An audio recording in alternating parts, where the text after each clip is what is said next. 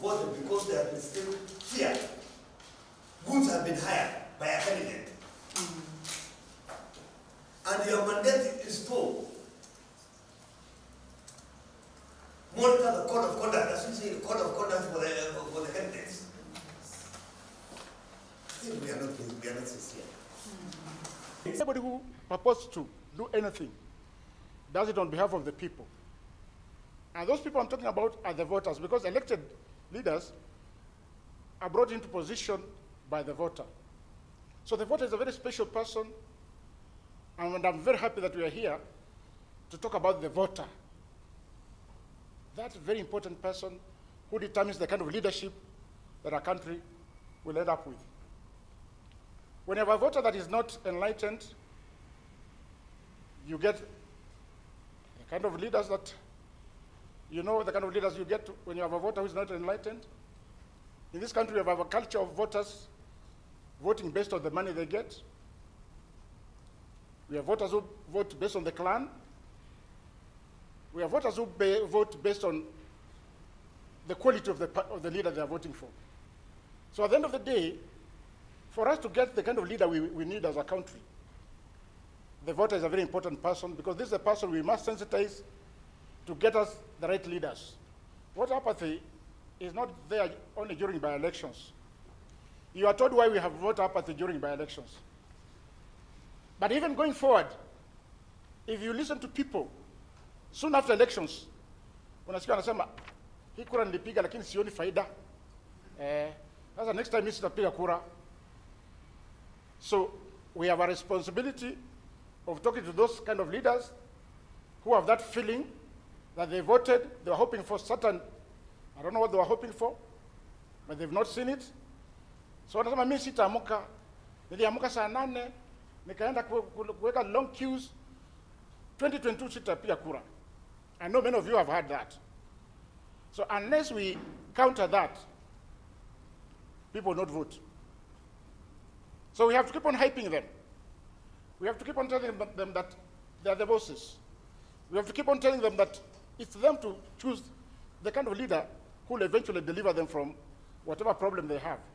But we must always give them hope that whatever you do, at the end of the day, you'll end up with a good leader. Plans that we have for the Kiambaa and Muguga by-elections are already underway. Our preparations were on top gear. Our timelines, we have a few more weeks coming.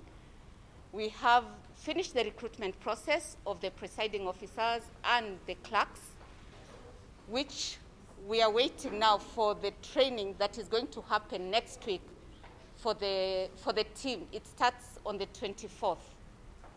So the preparations are well in place. Voter Education Week, which is this week, this is going to help, but it will not help Kiambaa and Muguga because we've already closed the register.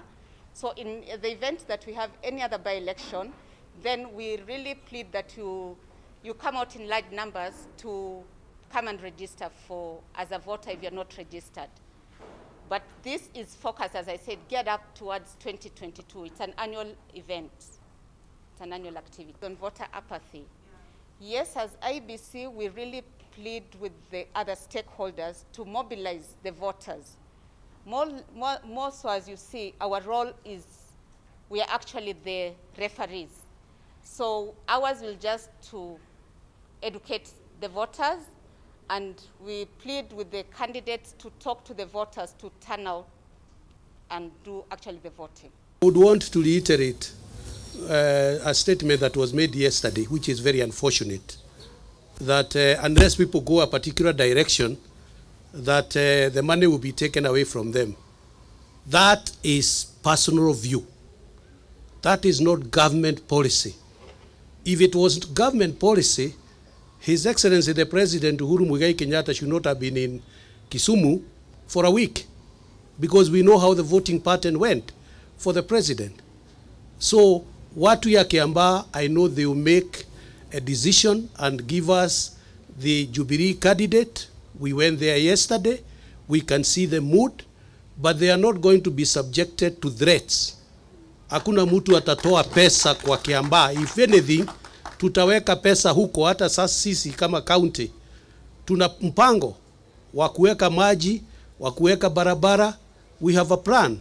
So nobody should feel threatened. I think it was unfortunate. And lastly, I just want to appeal to our party. As they are organizing the campaign for both Kiambaa and Muguga, we better be coordinated. Because we are having different command centers. We saw it yesterday. Somebody decides who is going to talk and who is not going to talk. We want to have one command center, and you cannot exclude governor from that command center. I want to be very categorical and say that the things we have started seeing are not things that we can encourage. Otherwise, we are very happy. Yesterday, I spent the morning in Muguga. Watu ya Muguga wameamua watapea candidate ya Jubilee. Watu ya Kiambaa wameamua itakuwa Kareri Jama. All we need to do is to do organized and diplomatic campaign.